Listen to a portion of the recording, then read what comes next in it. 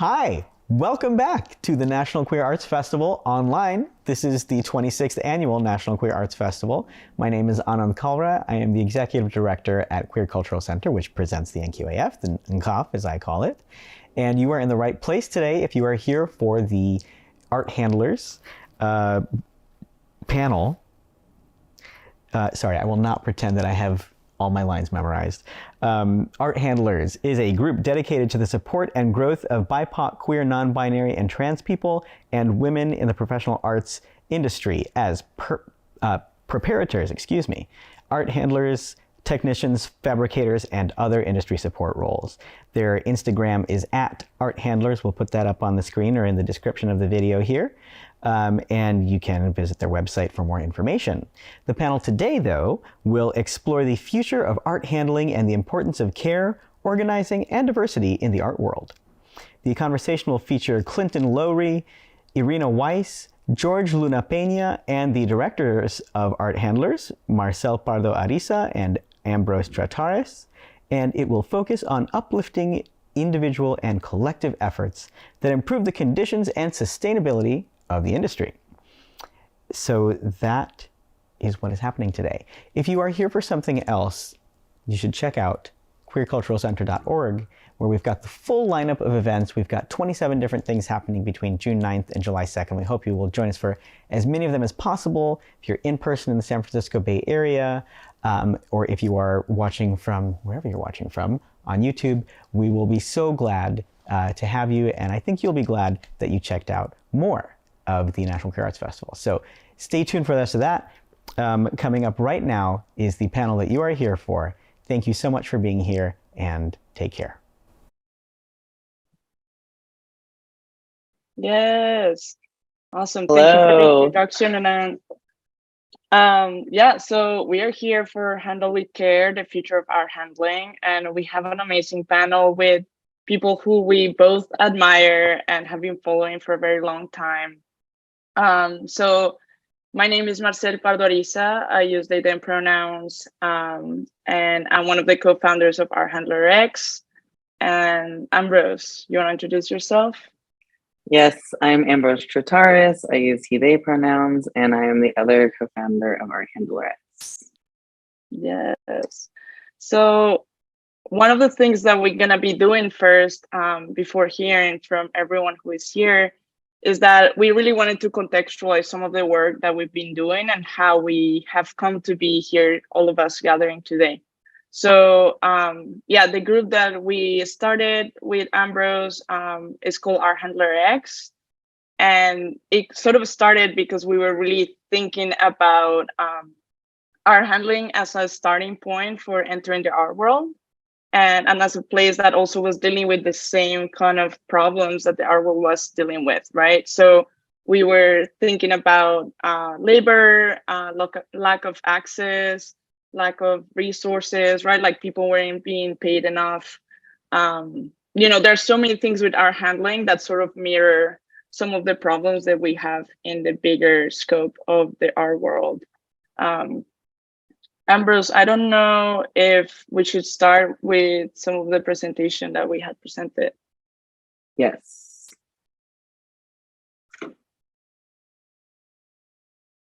So we have some information here in a slideshow to share with all of you as well. This is specific to our panel today with our Handlxrs logo, which is replicating a lot of what you find on crates. And the bio that was read earlier as well, that kind of just centers the people and roles that we focus on in our work. Yeah, so Ambrose and I, sorry. So Ambrose and I met in grad school, and we realized that both of us had, started doing art handling. Like I had been doing some art handling in New York, and we realized that it was like, a sort of like a job that was not very diverse, right? Like we saw a lot of like white, like cis men that were in the job. And we also saw a lot of people who were in our cohort who didn't have access to these jobs.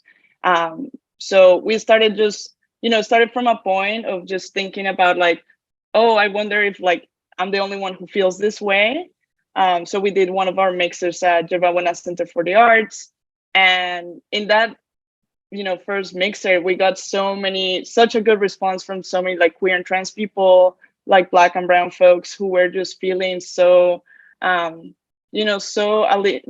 just having like such a terrible experience in the art world, right? Like people who weren't being validated, who weren't being uplifted in their jobs. And we realized that it wasn't just like our experience, but an experience that so many people were having.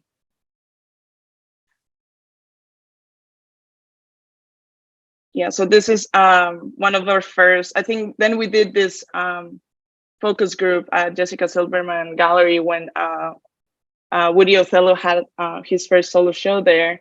And we just gathered a bunch of people and we really were interested in hearing some of their experiences. And we realized that, art handling is such a new field where people don't have enough information. There's so much lack of transparency. And, it is something where we are handling art that costs so much money and no one is actually caring for the bodies that are, handling these artworks. And so that contradiction felt so stark that, when everyone was sharing like all of their experiences, we realized that we couldn't just stop there. We had to do a little bit more organizing and finding out what were the things that we could move forward with the work that we were doing. So we wanted to share some of our values here, which seem so commonsensical, but are so lacking in some of the work that we're doing. So some of the work that we want to really emphasize is the attention to care, communication when you're working with someone else. If you're lifting something that's 100 pounds, like you need to be able to communicate directly with each other so that you don't hurt each other. That also goes with collaboration. So something that I know and I can share with someone, that kind of like knowledge transference is actually a gift and not something that people should keep to themselves. And then, transparency when it comes to pay, to health insurance or lack of health insurance, proper compensation in sort of the work that people are doing every day, whether people are getting paid overtime or not, which most of the time they aren't. And also thinking about how sustainable is this work long-term, right? Like we're working long hours. How is this going to affect people who are doing this job for like 20 to 30 years, right? Yeah, and so as we were kind of meeting with people and hearing more about their experiences and sort of developing our own lens and approach, we tried a lot of different tactics in terms of addressing the issues that were coming up. And we're also able to kind of continuously identify the same difficulties happening over and over again in different locations of the world, in different institutions at every scale, and on individual and collective levels. And so there's institutions wanting to center diversity, but then not actually taking measures to create safe workspaces for people of different gender or race identities. And staff actually in those spaces not receiving the types of training to be able to welcome and facilitate those conversations or relationships and the growth, the growth that has to happen and the difficulties that come with that growth in that space. And then a lot of like lack of structure in general in the art world around art handling, fabricating, all the different roles. Someone can come in and have done art handling for a month or have done it for 10 years and they might have the same title. So that creates a lot of inequity and difficulty in identifying a career path, a way forward in terms of your increase in pay, but also just like your ability to also manage a job, depending on what the difficulty of the job is. And then again, proper compensation and benefits, where if somebody is long-term and experienced and is bringing a lot to the table, they may not be able to compete with someone who is able to come in at a low rate. And it would just create ways that that collaboration was less possible, and it created a lot of unnecessary competition and or miscommunications a lot on job sites. So we started to also do these workshops that you were seeing in the other one, in the last picture, where we've been invited actually to different colleges to do workshops with students, to different institutions with people who just wanted to come do a workshop with us. And then we also gave a series of 4 free workshops in consequential order at the San Francisco Art Institute to a group of people who now have kind of moved into positions in the art world in the Bay Area, specifically in art handling jobs. And so like this photo is from one of those classes when we were trying to identify like, what is the specific thing that an art handler might need? Because we're using a lot of tools and skill sets that are from other industries that are not specifically designed for art handling. And so someone who's building walls and someone who's hanging art are going to need different tools. And so we tried to kind of come up with like a toolkit. Similarly, we worked with SF MoMA and the Collection Center, and we're able to bring a group of art handlers there, and also started to work with other hiring managers in these meeting cohorts to talk around ways that institutions from the inside, people who are hiring art handlers, could make changes inside of their institution that would have reverberating effects, where an art handler in one gallery can't really unionize, but if every single art handler in every single institution is like trying to live up to the same standards, it creates the effects that a union might have. So we were able to also put together goals in conversation with a lot of these art handlers and hiring managers, specifically around transparency, education and training. So something we've identified is that like you don't actually have to have a degree oftentimes to become an art handler, meaning that it should be one of the most accessible entry points to the art world. But that oftentimes people are being hired like fresh out of MFA programs, when someone who maybe has been a carpenter for many years could be a great fit for one of these positions. Hiring practices that creates consistency and sustainability across the industry, and not just like this one museum is chill to work at and this one's terrible, especially as people are taking on-call jobs and they have to move around and deal with different environments. Specifically, when we're talking about safety for people who have different racial or gender positionalities, and the way that safety is not only like a physical, practical thing, but an emotional, psychological one. And not hiring people just to hire them, but hiring people because you're investing in them as a person. So this is kind of some of the goals that we wanted to line up. These are different, speaking to like all the actual people and places that have invested in these conversations, and other people we've spoken to, as you see here, also with us today, but we've kind of shared these conversations across the different institutions and individuals over the past 6 years. Here's some more images. Oh yeah, sorry. That I just wanted to jump in real quick. So one of the things, Ambrose, can you go to the last slide?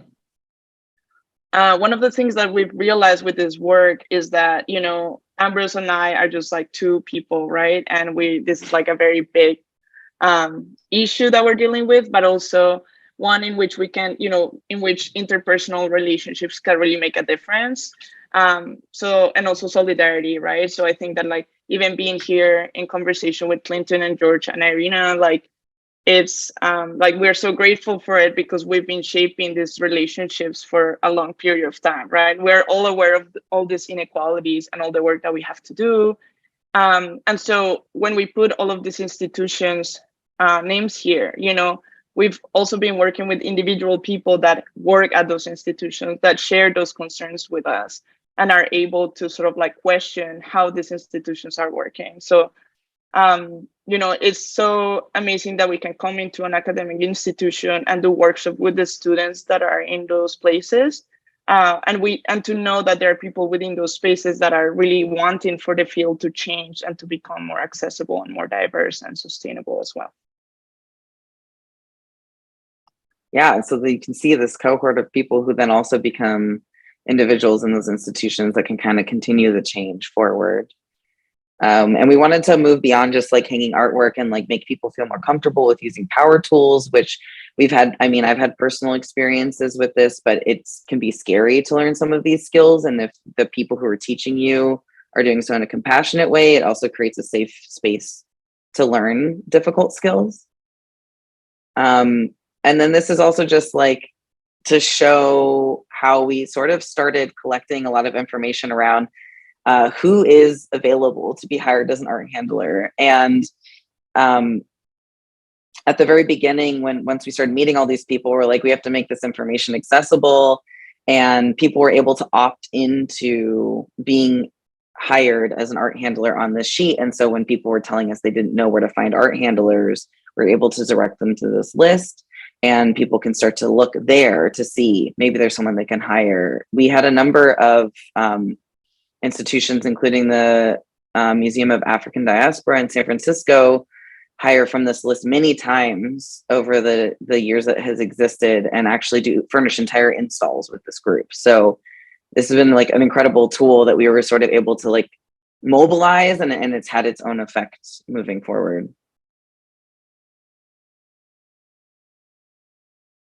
And I think that now we are also, thinking so much about the visual culture around art handling, and how people, when they think about what an art handler look like they think about this sort of like a stereotype, this like kind of cliche archetype, right? So for me and for Ambrose, like we've been really thinking about how we can create visual culture that also inspires like younger artists to see themselves in this type of jobs in a way that is uplifting and just sort of like sustainable. And so we've been working most recently on the Bay Area edition of this Art Handler X sort of publication that we're working on. So stay tuned.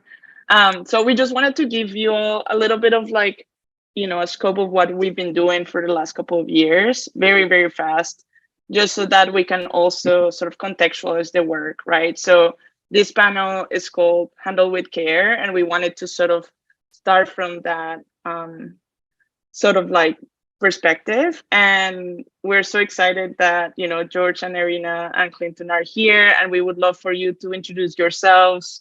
If you want to do your name, pronouns, and sort of like the work that you've been doing. How did you get to do the work that you're doing? We're going to be in conversation, but feel free to just like contextualize the audience with your work. I don't know if Irina, would you like to start? Sure.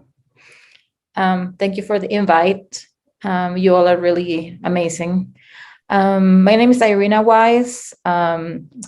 I'm born and raised in Mexico City, and I have been living in New York for the past 14 years. I've been doing art handling for 10 years, mostly in the US, in the contemporary art fairs throughout the USA. My pronouns are she, her, and yeah. Amazing, thank you. George, would you like to go next? Sure. Thanks. Like Irina said, thank you for the invite, and just shouts to you, Marcel and Ambrose. Y'all are doing some awesome work, and yeah, grateful to be able to share this space with y'all. So my name is George Luna Peña. I use he, him, his pronouns. El, if you speak Spanish. I'm originally from Los Angeles. I'm from East LA. I was born and raised. At the moment, I'm actually living in Washington, D.C., so a long ways from home. But before coming here, I was the program director for an art handling apprenticeship program at the Broad Art Museum in downtown LA called the Diversity Apprenticeship Program. The program itself is a 9-month full-time paid apprenticeship in art handling and prep work for folks that are that self-identify as Black, Indigenous, and people of color. It's full-time, it's paid with benefits. Program provides a month of training that's paid, plus 8 months of like hands-on work for folks. And it's been a pretty successful program. Something, I think last time I checked, something like 95% of the folks that have gone through the program have been able to get jobs afterwards. So, really proud of that fact in particular. But I was at the Broad for about 6 years doing that work. From the beginning, essentially, when we launched like the structured program, we hired 8 to 10 apprentices every year. But that was actually my first job in a museum. That was my first job in the art world. I think honestly, if you would have told me 7 or 8 years ago that I'd be working in an art museum in downtown LA or in an art museum in Washington, DC, I would have been like, nah, that's not me. That's not really my style. I've always enjoyed museums. I've always enjoyed art, but I also, particularly at large institutions like that, never really saw myself reflected in those kinds of spaces. And, never really saw folks who were making artwork with my last name on the walls at those kinds of places. And so I just never really envisioned myself in a career in the arts. But I will say that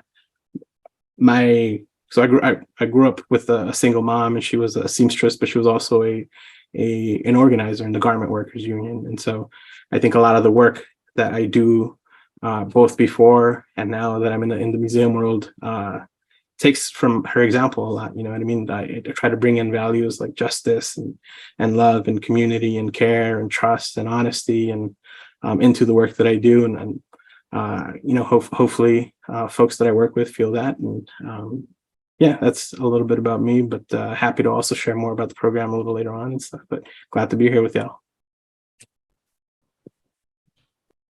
Amazing. Thank you, George. Clinton, tell us about you. All right. Well, thanks for having me. And I'm excited to be here with all of you this evening. Let's see, my name is Clinton Lowry, and I started Art Handler I started working on it in 2014. We launched in 2015 with Mayan Strauss was an editor, Stephen Wachowski, also the designers, Steven Sarkozy for the print edition, and Tim Ripper, Nir Bitten, and Human Momtazian, and Laurel Schwaltz for the web versions. And since then, Art Handlers produced 2 issues with over 60 contributors. The first Art Handling Symposium back in 2015, COVID survey during the pandemic. What else have we done? And of course, the Instagram and other events along with it. But, I think I'm here to also talk about some of the cultural components in art handling and within the field, and then also maybe my perspective as an artist. Anyways, excited to be here in this conversation, and I don't know. I think it's just great what you guys are doing, all of you. So my pronouns are he, him. Amazing. Yeah, it's so I love like all of the perspectives that you all bring into this conversation, because I think that art handling doesn't just happen, right? Like, I don't think that I was like, oh yeah, like I would like to do that when I grow up, and it's like just like a part of like the art world that's also so important. And I wonder, if a part for our conversation that would be helpful is to think about like, how did you get into it? And maybe if you want to say, like something that you immediately noticed that was really hard about it, and something that also was really exciting about it. And I'll just start just to make it a little bit more vulnerable, I guess. So I think I started art handling in New York in 2013. The bad side of that is that I was doing it. I was trying to keep my visa status, so I had to do an internship to keep my visa status. And I decided to do it with a gallery. And so I ended up doing 8 months of work that was unpaid in order to stay in the country legally. And, that kind of sucked because it's a lot of your time not being compensated, right? And there was a lot of physical labor involved in the work that I couldn't really like push against because I didn't really have an option. But that was like a very hard part of that job, right? And some of the motivation of why I'm also doing the work today. But at the same time, I also got to, like, I think we were doing like a show in Knockdown Center, like one of the first shows in Brooklyn. And I remember just moving these boulders like with this machinery, and sort of like, you know, hanging out with the artists like every day and sort of figuring out where these stones were gonna be and how this kind of like what's gonna change the architecture of this old factory, right? So the idea that I had to go to work and like be in this really weird space and see how an artist was working was so exciting to me. And I think that we probably all have these crazy stories about doing our handling that are so like so special, even though the context sometimes is not really like uplifting. So I'll just kind of start it there, but if anyone wants to jump in, please feel free to do so. I'll go next. Yeah, I think I started art handling around the same time as you in 2013 in New York City. I have been an art worker for a really long time. I was an artist assistant for 5 years, and I was actually getting really tired of making somebody else's work.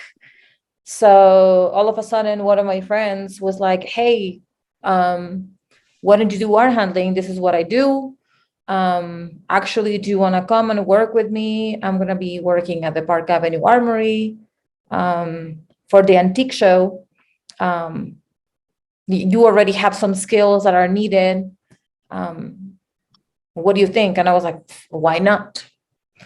So long story short, I show up at the Park Avenue Armory and I started working with a gallery who was visiting. They were from Chicago and they were just, you know, bringing their antiques to the show. My experience was really easy. These people were like really sweet. They were a gay couple and they were just like, oh yeah, this is what you need to do. Like they just made it seem like very easy. So I was like, okay, this is great. I'm making more money than being an artist assistant. And this has a beginning and an end, right? Like I don't have to go there every day. So, but then the second job was an art fair. It was Freeze, New York. And that was a completely different thing. I was working with like a lot of people, a bunch of them I already knew from like different scenes, like music and graffiti and stuff like that. So, you know, like I felt good. I was like, okay, great. This is like, you know, a bunch of folks that I have known from other worlds. But that's basically when I realized how racialized and gendered things were. Like we are in this like gigantic, fancy, you know, it's Freeze. Freeze is like, I think the bougiest contemporary art fair in the world. So here we are with our Carhartts, just like the memes in our Handler magazine. And most of the people that I was working with were cis, male, and white. And it was very clear that most of the security guards were Black. Most of the girls selling the art, not the galleries, but, you know, like the people doing the sweet talking to the clients, they were white and they were female. So all of these things, I was just like, whoa, like this is just like the art world in a nutshell, right? Like we are the people that are not supposed to be seen, but we are the ones that make things happen. So, you know, I built really good relationships with the rest of my coworkers. Luckily, there were a couple of trans folks and like a couple of people of color in my crew at the shipping company that I was working for back then. And then that became like a thing that I did. I have never been a full-time art handler, but I would do most of the art fairs in New York, some in LA, some in Chicago, you know, Art Basel, Miami, stuff like that. And also I would do gallery work. And I also have worked in like a couple of museums. So yeah, that's how I started. And 10 years later, boom, you know, it goes by. Obviously, I never thought that I was going to be doing this for a living. The main reason for me to keep doing it is because my coworkers are really awesome.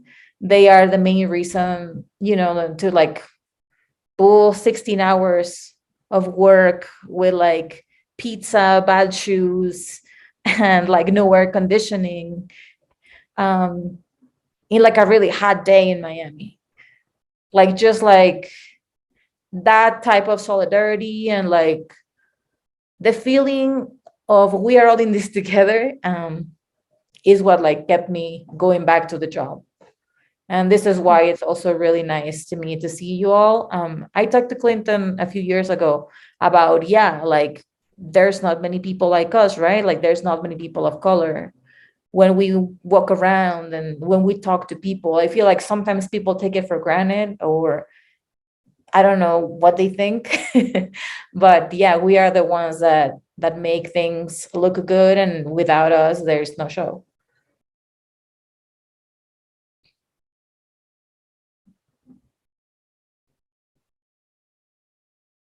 Should I jump in? Please. Yeah. Yeah, I've met Irina a few times. We're friends, and I think definitely the well, everything you said resonates. And let's see, I started art handling in 2012 in New York. And I was an art handler. Let's see, I actually trying to think what I got first. I think I got a job working at the Whole Gallery.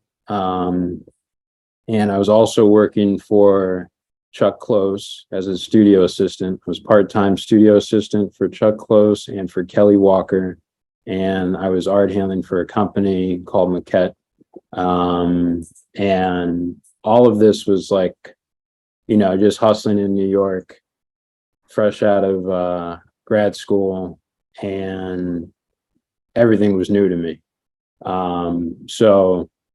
So that first year in New York was crazy, and some of it was glamorous, some of it was really exciting, and then a lot of it was just, you know, kind of just the most extreme, insane working conditions I had been in.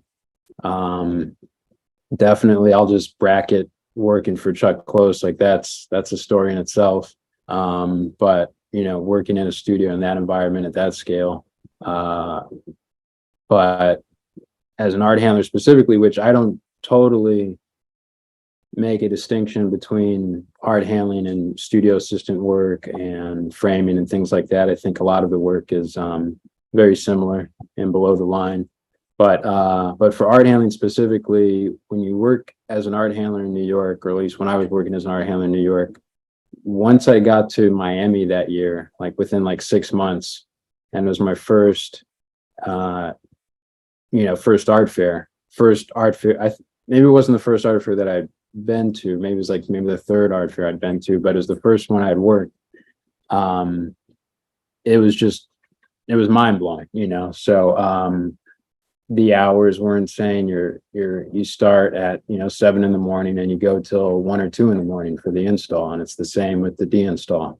And I think just those like extreme working conditions of no air conditioning.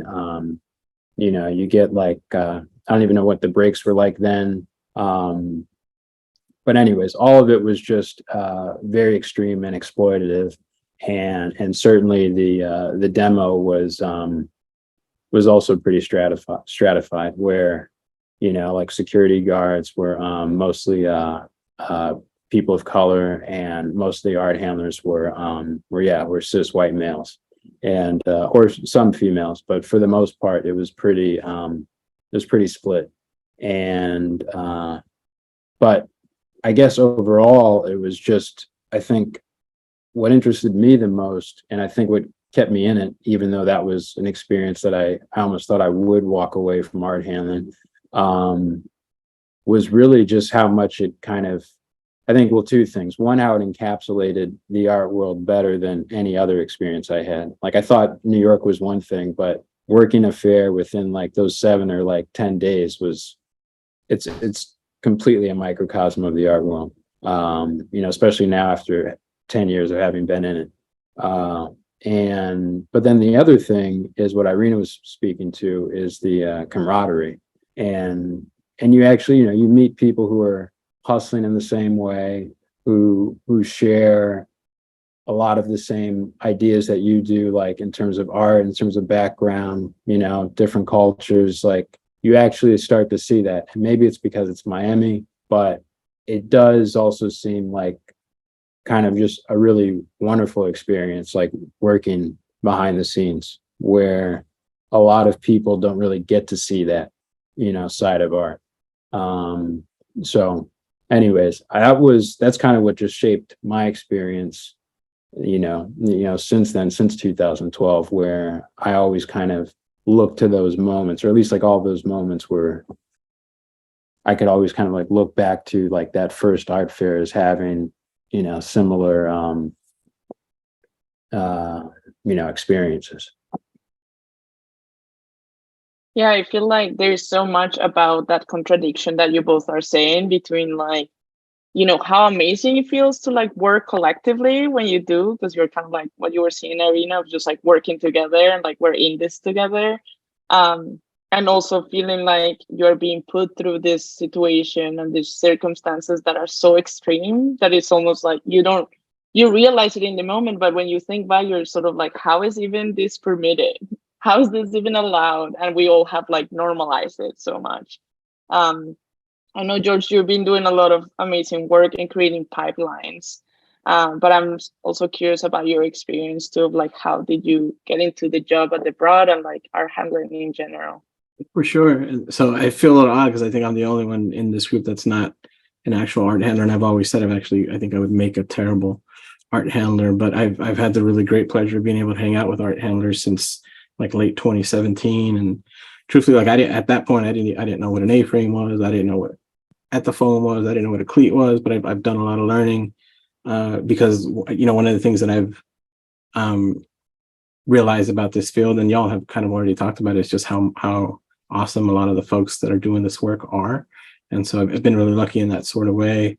But the job at the Broad, managing and directing the apprenticeship program, I think in a lot of ways, the head preparator there at the time, her name's Julia Latine. She's no longer at the Broad. She's at LAC now, but I think she was looking for somebody that maybe had experience building relationships and organizing folks and kind of getting the word out about opportunities, not necessarily somebody that maybe had an art background and truthfully, she kind of took a chance on me. I didn't have any of that experience, but in some ways I saw it as a positive though. I came into it just asking a lot of questions and asking why are things done in that sort of way, and then trying to create a program that maybe modeled something a little bit different.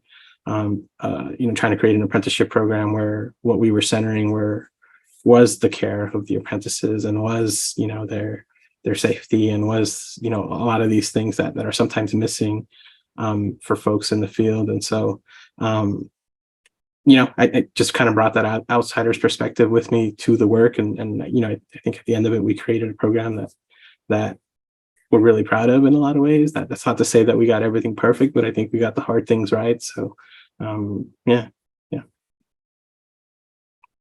Thank you. I'll also share my experience, which is that I started in grad school. So it was also kind of a much more specific container for art handling at the San Francisco Art Institute, the Walter McBean Galleries. And I think the thing that I disliked the most about it was that it did feel like, because I was a student worker, I didn't understand any of the kind of like rights or regulations around labor. And especially being younger, I was oftentimes put into precarious or pretty dangerous positions that I perceived to be fun at the time. Also, I mean, like, that's part of what I liked about it in some ways, because I was young and I was kind of excited to do things that felt like outside of the rules. I think is like, that was the thing to me, is like, I got to touch the art. I got to use big tools, but then even to the extent that like, I actually didn't know how to use a hammer. And then the first time I was doing something, we like hand hammered an entire pool deck together, and like my hand was really messed up for like a week after the fact, and there's just, it was like that give and take of the thing that I liked about it was also the thing that I hated about it. And being as I worked in the field longer, I kind of shifted mentality fully to being the thing that's like, oh, that's cool and exciting, to like, I don't want to fucking do that. Like, there's no way I want to put myself in that position. Moving into art handling inside of institutions was a completely different experience. And especially at SF MoMA, I was working at the collection center and then sometimes in downtown. And I had a very particular experience there that I like to reflect on a lot, which is that at the collection center, most of my coworkers were queer or identified as women. And I learned a very different type of communication style there. And we had a very different workflow than in the museum, which was primarily cis white males. And there was a lot more intense or aggressive or just like not, it was like so much less human centered, to the point where sometimes people didn't know someone's name that they might have been working with for a long time or didn't care to use it. It was much more crass. And that felt like that I experienced a lot more of that style in working in other realms of the art world, including the fairs and all those kind of other spaces that Irina and Clinton were mentioning. I also wanted to note for our audiences that we have like the opportunity to do a question and answer at the end of this talk. So you can enter questions you might have either for us as a group or for individuals into the chat. And then once we move further along into the program, we can bring some of your questions into the conversation too. Yeah, so I love hearing you talk about this, Ambrose, because I feel like we knew each other, you know, in that moment. That's how we met. And I love seeing all of the relationships, right? Like the fact that like Clinton and Irina knew each other, or that like George, we've been paying attention to the broad apprenticeship program.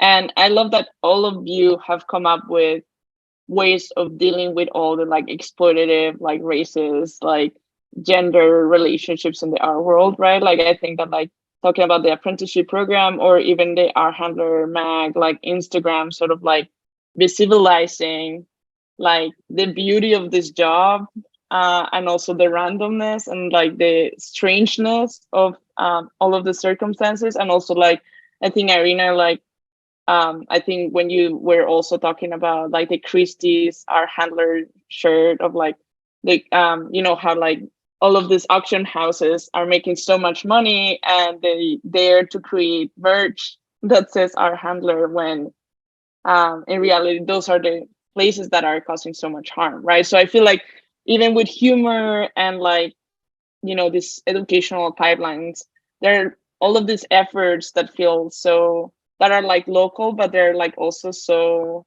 relatable. And I think that like, maybe that's a moment for us to talk about, you know, how can this field be improved, right? Like, what are ways that within our own experience have shown us what are the things that people can do to improve art handling for other people, right? Like, I think I don't personally do a lot of art handling anymore, mostly because, you know, other things have come up for me and also because it just didn't feel so sustainable for my body. But the reason that I do this work is because I want people who enter this work to feel supported and seen.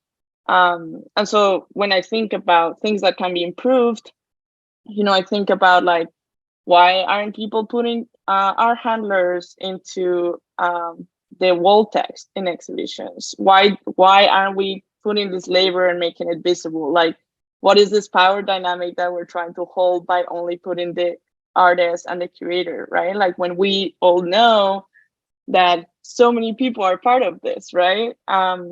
They do it in movies, even though, you know, that is also a very exploitative field, but like we can see it, everyone gets credited.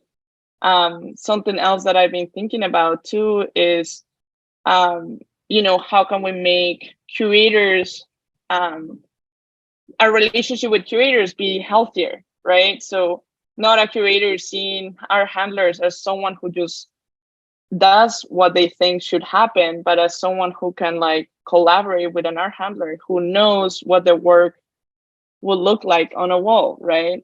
I don't know if some of these things come up for you all, but I know that a lot of people who are joining us today are also thinking about these things, and maybe we also have people who are in leadership who can, make sure all of these things get enacted in their own ways.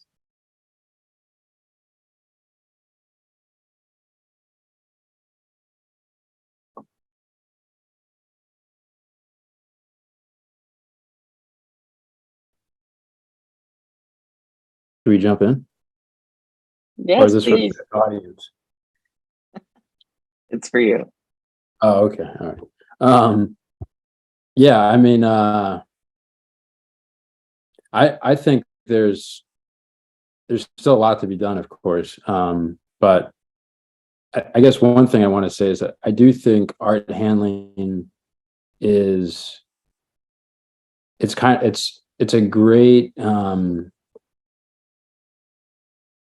I don't know, it's like a great education that, or it's like a form of education that you really can't get anywhere else in the art world.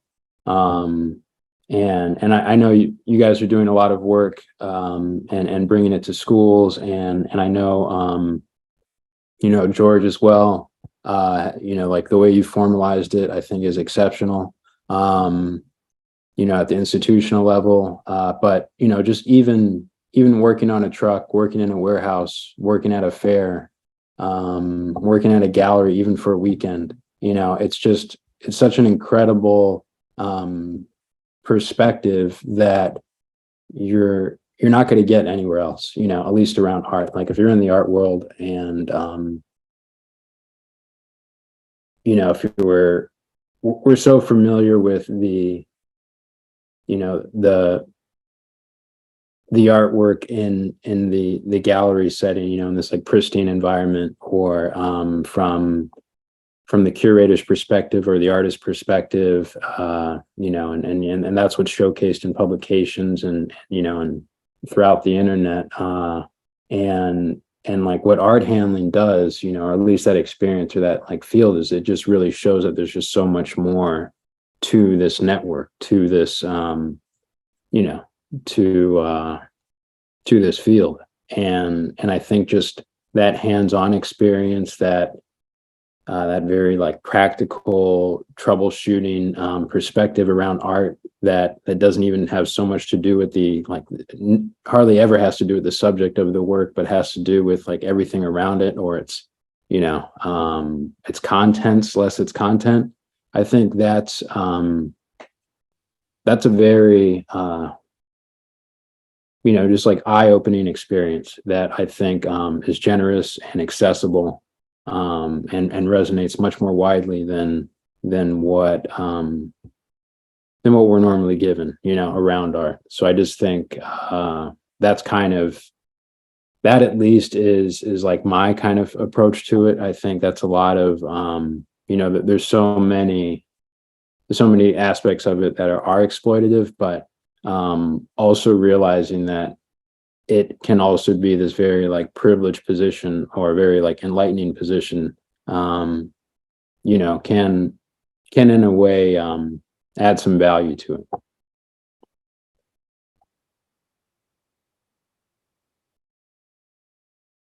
Yeah, I think that this is like something I've thought a lot about, and where especially I wouldn't encourage anyone to shy away from it if you're interested in it, because not only are you exposed to like the inner workings, but you have access to tools that you may not have access to. So I think that's why a lot of artists are drawn to it as well, where I made a lot of artwork in the wood shop of the collection center at SF MoMA, because I had access to that space. And I learned a lot just opening painting racks and moving paintings and seeing artists I would have never come across before, or like watching conservators literally use spit as a way to like get dirt off a painting because it's like the lowest level abrasive. Like there's like all these things that I would never ever be exposed to or even think to learn about, that you kind of like you learn about in the process of art handling. And that like getting more access for people to be into these spaces then supports all those individuals in their own knowledge and continues to like come back into the industry. And I kind of what Marcel was bringing up as well is that like when we're talking about collaboration, all of the people who are in these art handler positions have actually like so much personal expertise that could come into the planning of an exhibition, or they have like their own artistic eye, that their opinion and their experience would make the art world better and would make the shows more interesting if there was better conversation pathways between the curator and the art handler, the exhibition designer and the art handler. And George, I'm curious if you've seen any of that kind of conversation increase, or if you witnessed difficulties in those transitions, like through the program also at the Broad. I've seen some of the conversation. I've seen it come up definitely in conversations, and I should also mention that the apprentices that we work with, they get trained at the Broad, but then they also go out and they work with, because the program has 19-20 partners across LA, museums, galleries, fabrication companies, art shipping companies, and so I've seen apprentices talk about how they have those kinds of conversations with folks. Truthfully, I don't know that there's been a lot has happened around that specific point. But that, I think that's something that like you just shared, Ambrose, and like Marcel shared earlier, that's something that I would love to see more of and incorporated more into, just how the field sort of operates. And, and also when I'm thinking about like improvements that I'd like to see in the field, or that I think about, like, a lot of things kind of come to mind. It'd be awesome to be able to provide health benefits for everybody. It'd be awesome to be able to sort of encourage and create space and time for folks to pursue specialized training and certification so that they can increase their earning power later on. It'd be awesome to be able to create environments where folks feel welcomed and feel valued, like y'all are talking about, feel like their voice and ideas matter in that space. That's some of what we tried to create with the apprenticeship program, and sometimes we did a good job, and sometimes not so much. One thing that I also wanted to share is that one thing that when we started the apprenticeship, truthfully, we weren't really considering, but it was feedback that we got from apprentices, is the idea of rest, and then centering rest into the work and into the field. And so, we were just getting feedback from apprentices like, this is a 9-month apprenticeship, and at the end of it, I'm just feeling tired, and I'm like going from one place to another. And so, we started, I think it was like the second or third year of the apprenticeship, we started giving apprentices rest days where they would just be able to stay home, still get paid, but then rest their bodies or do whatever they needed to make sure that they were taking care of themselves. And it was a long-term thing. Some of these folks want to be in this field for a really, really long time, and if they weren't resting up in that sort of way, that was going to be an issue. And so for us, it was easy to just be like, all right, y'all are getting rest days and those are going to get paid. And because we had the sort of authority as the folks that were running the program to be able to set that as a rule, the partners, the other museums and galleries that were working with us, they were just like, all right, cool, that's what we're doing then. I will say that I don't think that sort of transferred over just yet to some of the other partners, but it starts small, and hopefully some folks kind of take the model and run with it as well. But yeah. I just want to say that I think that that's so revolutionary, especially after COVID, when a lot of people get to do remote work. People really don't think about people who do physical labor doing remote work, because in their mind, there's not something like that for them to do, right? But this idea of rest and people who do physical labor to be able to sort of like, kind of take care of their bodies so that they can keep doing the work is amazing and so necessary, right? Like, and this idea that people just take one day off that is paid, because that's how you make sure that people keep doing the labor that they need to do, right? I just wanted to jump in to say that that's like amazing, and I hope the audience kind of like takes this to their own workplaces as an idea. But I know, Irina, you were also about to jump in, so. Yeah, I saw Karen had a question about giving some advice to somebody who's just starting into art handling. I think for me, the main thing is to know what you are capable of doing and you don't need to impress anybody. Like it's okay to say, you know what, I need another person to lift that, or no, I'm not going to do that because you don't give me health insurance. No, I'm not going to do that because you don't pay me overtime. I'm not going to do that because I am hungry and you haven't given me lunch. I feel like those things are like boundaries, and we need to speak up for ourselves, because like sometimes, I mean, people don't care, like these people are not lifting or opening crates or, holding a piece for like 25 minutes until the gallerist is happy. They're just there, right? So they don't really know what it means to work these really long hours. So I think that if you are gonna become an art handler or you're thinking about becoming one, you should set like very clear boundaries. And and that the same thing goes for like sexual harassment, or like really creepy comments, or people who say, oh, I thought that you were Mexican. Mexicans work like 14 hours a day, right? Like that's common for you guys, like stuff like that, because people have told me these things in auction houses. So yeah, I think boundaries and just like knowing that you don't need to impress anybody. Like we work by the hour, most of us do, and you don't need to hurry up. That's my advice. Yes, I love that. I wonder if, like everyone can kind of come up with some sort of advice for someone that's entering the field. I know that like I get a lot of questions of, people are like sort of like, where do I look for these jobs, right? And that's also one of the issues that we were talking about, because a lot of these jobs are word of mouth. And so that's how the same people get hired over and over again. So one of the things that we are like really trying to advocate for is, for people to post the jobs so that people can apply to them. I recently saw a post from YBCA looking for an on-call preparator. And they actually said something that I thought was kind of like healing for me, where they said that like, no matter like what your degree of education is or your degree of experience is, that you should apply. And that's something that like I always tell people is like, people of color, like queer and trans people, like sometimes we see these job descriptions and we automatically select ourselves out. And I think that we just need to apply, right? Like that kind of like imposter syndrome or whatever it is that we have been indoctrinated with, like we just need to do it. So trust yourself to do that. And yeah, I just want to second Irina that yeah, whenever you're in a toxic environment where someone's is making you feel badly, you can always walk out. There's gonna be a better job environment where you can be respected and treated well.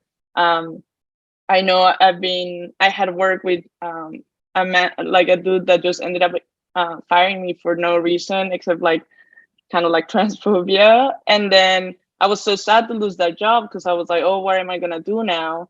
And my next job included a trans boss who like kind of like put me under their wing and was also paying me double the amount of money I was making before.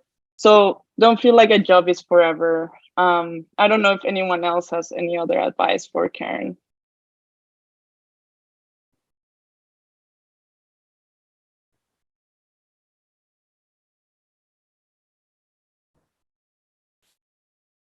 Unless George wants to go. You go ahead, Clinton. Okay. I think someone new, or just someone who just entered the field, I would think like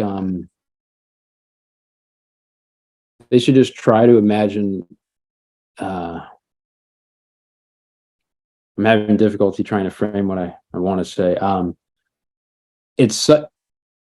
It's a field that's been around forever, like as long as there's been art, there's been an art handler in a sense. But at the same time, we are entering kind of a new field of art handling, and especially like as maybe like as robust as it is now, there aren't really examples of the art handling field as it is now, like even like back in the 70s, you know, like in terms of logistics, in terms of like the trucking and shipping, like a lot of these things have been developed over, like the last several decades. So I think what's interesting about someone entering now is that the field is like constantly changing. It's changing in terms of visibility, not just for like, workers in the way that, now there's like, there's Instagram, there's events, there's things like that, but it's also changing for the companies where they have more visibility. They're sponsoring fairs. You have Crozier now working with Independent. You have Wovo that's has they've been taking out ads in art forms since 2014. You have a different type of visibility that wasn't there previously, like, in like, let's say maybe 20 years ago. And I think so for someone entering the field now, just like keep those things in mind, that like things can change. So if you see something that's like fucked up, then, maybe there's a way to like speak up, or maybe like there's a way for you to think about, we need some different solutions, I can add a couple of things come to mind in terms of somebody who's maybe new to the field, and the first thing I would say is you might be new to the field, but you still bring value to the work that you're doing, even if you don't know how to use a particular tool. You've done hobbies in the past. Maybe you've been a theater stagehand. Maybe you've done some mechanic work. Maybe you helped your grandfather build a deck in the backyard. You have skills to bring to this field, and so don't sell yourself short on that. You have skills. You can still learn stuff, but you definitely have skills that you can bring to this work.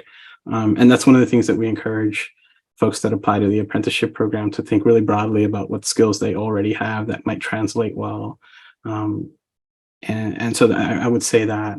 And then the other thing I would say is that, the field is full of really awesome people, like some of the folks that are on the screen right now. And so every person that you work with, I think, will have something to teach you. And so just be open-minded to learning what that is. And even some of the shitty folks in the field, you can still learn some things from them too. Sometimes things that you don't want to do. And so that's cool too. Just take that lesson as well. But every day is an opportunity to learn, I think. Yeah, I also, just to like kind of echo this sort of what I'm hearing a lot of, which is to remember to have confidence in yourself and to speak up for yourself in these positions, because there is a lot of I feel like the art world has like a lot of pressure, and people can come in with a lot of self-importance in certain roles. Like one of my favorite things I ever heard was basically, if someone's not bleeding, it's not an emergency.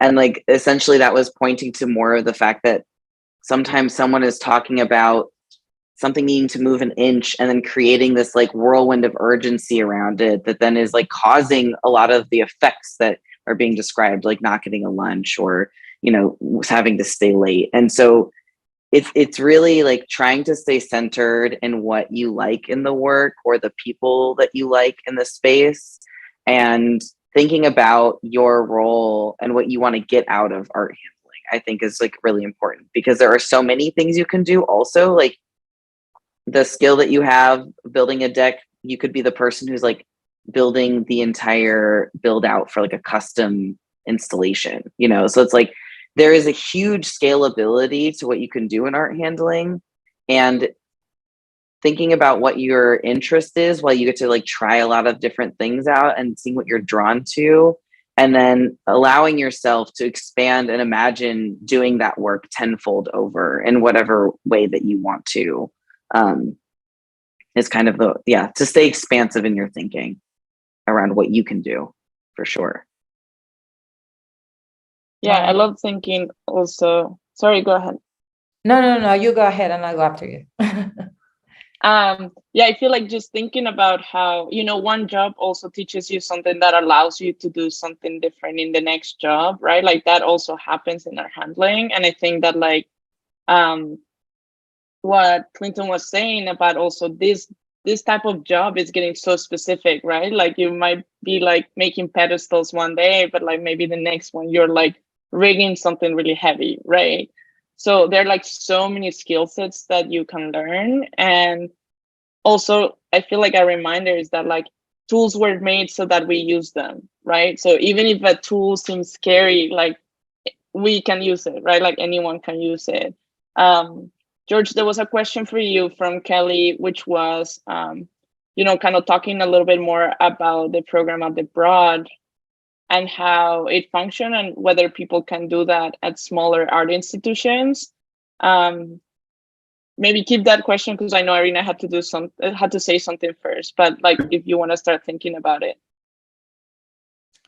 I just saw Caitlin's question. What is your biggest hope for the future of art handlers? And what do you think would get us there? I mean, I don't know if I'm going to see it soon, but I would love to see an art handler union, right? Like, I would love to see transparency in how much money some of the folks who have been in the industry make. If you are new, what is like a decent rate, you know, like as a base, like to start? I think that's already like getting better and improving. Like people are willing and like more open to talk about how much money they make and about how much responsibility they have doing certain things. Because obviously, you know, art handling is like any other job. There's always going to be a favorite. There's always going to be somebody that works harder than everybody and is not recognized. It's like any industry. And on top of that, like the level of expertise that we have in our job is pretty high, even though people don't want to see that. But most of us are, first of all, artists. Like we are artists who handle art. Like I am not an art handler and then an artist. I am an artist first. So obviously I'm going to put my practice and my vision before any other job. It doesn't matter how awesome the gallery is. It doesn't matter if it's my favorite artist. Like, what are we getting out of this, right? Like, so I think that's really important. Like, I would love to see people getting more organized. And, you know, if the quality of our lives improves because we are getting compensated accordingly, we have a really nice work environment, then that means that you're going to go to work happier. That means that you're going to care more about what you do. So, I mean, that's what I would love to see, that people get organized. Yeah, it would be great to have an art handler unit. Yeah. I just want to echo that. I think it would be great to have an art handler union. And I honestly think there should just be a dramatic power shift. You know, art handlers, this field is it's extremely specialized. You know, all the art you see in museums and galleries, you know, in collectors' homes, you know, it wouldn't be there without, you know, art handlers. So I think that's real leverage, and it should be reflected on the board level. It should be reflected in the market level. And, you know, I think we're doing our job in terms of visibility and education, but there should be a dramatic shift. That's how I feel. That's my big hope.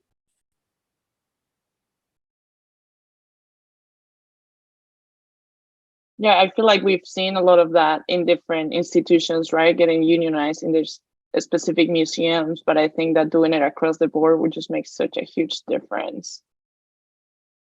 George, would you want to tell us a little bit about the Broad apprenticeship program and maybe how it started? I know you told us this story, you know, in our first check-in, but I think people would love to hear that story.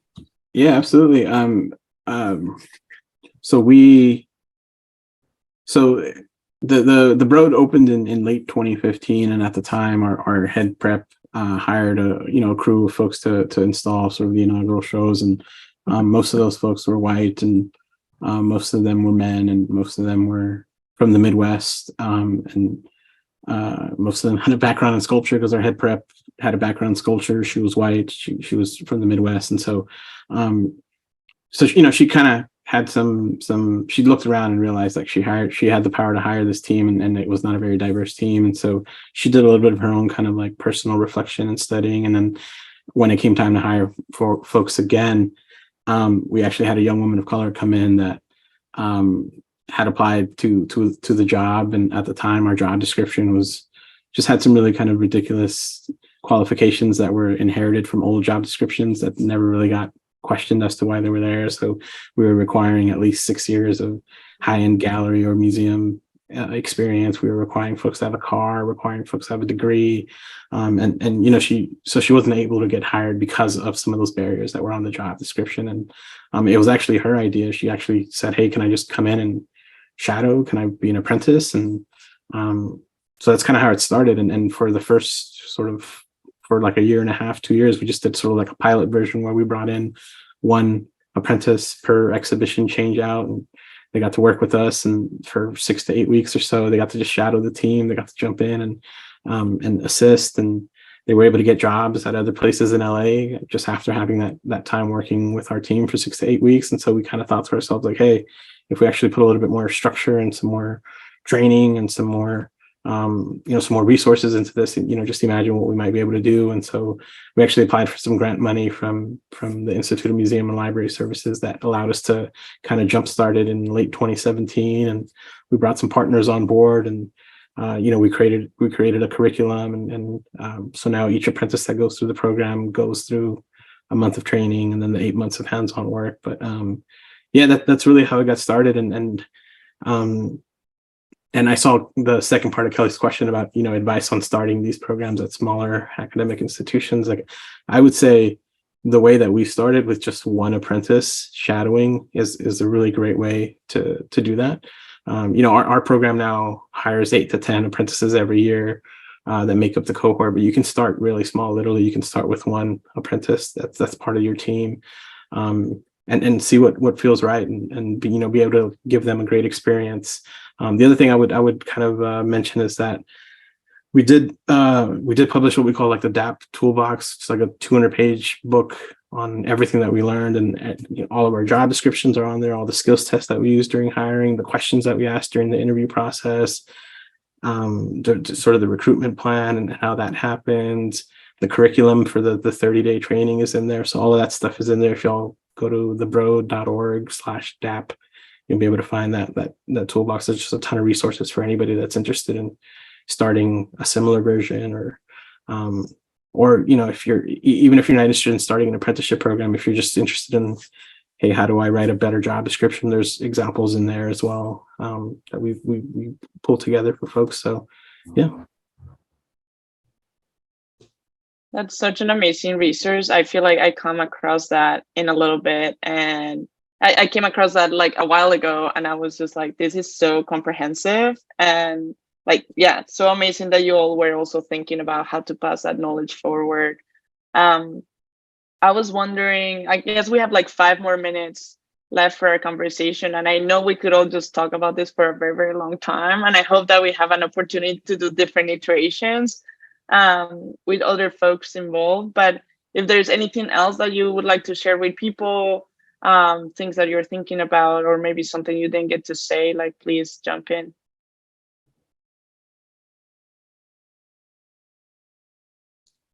I want to do shameless advertising. I am a photographer, among other things. And throughout the years that I've been an art handler, I have photographed a lot of my colleagues, and also, moments in the trucks or on the dock installing. So I am currently working in a book with photographs of art handlers. So stay tuned. And thank you so much for the invite. It's been really great talking to you all and hearing what you all have to say. Yes.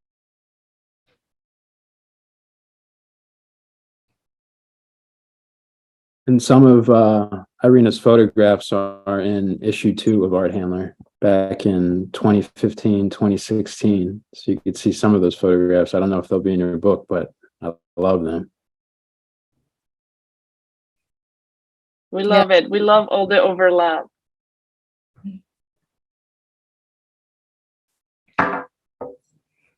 I think also just sort of to wrap up, but also to emphasize something that's come up a lot here, which a lot of people are asking questions about, like, how do you start? Where do you go? Who do I talk to? Everyone here in this group is doing like amazing projects and has produced their own resources outside of the work that they've done, either as an individual artist or in their art handling careers. And so I definitely recommend looking at all of the resources that our panelists here have put together to as like a way to kind of reorient yourself to art handling, and also to think about not just people who are visible directly in this moment, but people who are around you, who might know someone who knows someone, because currently that's the system we're inside of. And so getting to know who is around you, who is in your community, who's in your like environment, is a way to kind of build the networking in the community that can support you in the work that you do.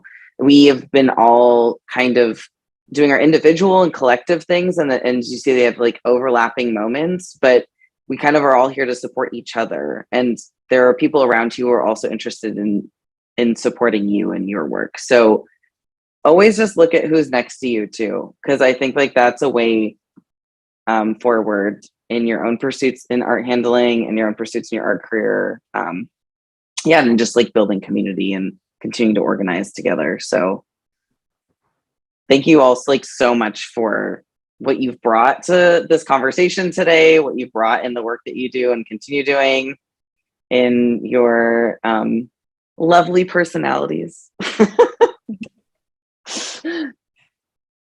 Yes, thank you all so much. George, I don't know if you have like a last comment to say. No, I guess I wanted to just quickly, there was the question about sort of your hopes for the field, and this is I guess one of the big hopes that I have is and as a person, you know, I had the opportunity to work with the apprentices, and at this point there's like almost 40 of them that have gone through the program and are working full-time, part-time, on-call gigs. And truthfully, there's one of the biggest hopes for me when I think about, like, you know, 10 years down the road, those folks are going to be making all the hiring decisions. Those folks are going to be like, it's going to be a field that's going to feel really different, I hope. And there's folks like y'all doing this incredible work, but also there's folks coming up that are doing equally incredible work. So I'm just looking forward to that.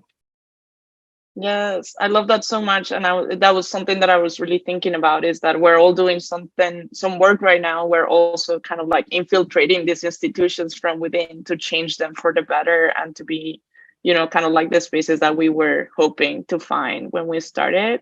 So I know it's moving towards that. And yeah, it's been such an honor to be in conversation with all of you. And I look forward to doing that more.